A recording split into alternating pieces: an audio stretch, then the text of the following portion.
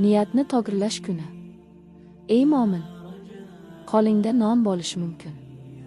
Qo'lingda bir dona xurmo bo'lishi mumkin. Lekin Alloh sening qo'lingdagiga emas, qalbingdagiga qaraydi. Buyuk muhaddis Ibn Hibban aytganlar: amalning qiymati niyatiga bog'liq. Yana Alloma Ibn Qayyim al-Jazziya deganlar: amal kichik bo'lsa ham, ixlos bilan bo'lsa, ulug'dir. Bugun o'zingdan so'ra. Ro'zani kim uchun tutyapman? Sadaqani kim uchun beryapman? Yaxshilikni odamlar ko'rsin debmi? Yoki Alloh rozi bo'lsin debmi? Ramazon ochlik emas. Ramazon niyatni poklashdir. Ey Alloh, amallarimizni ixlosli va xolis qil. Agar bu eslatma yuragingga yetgan bo'lsa, like bos, savobga sherik bo'l.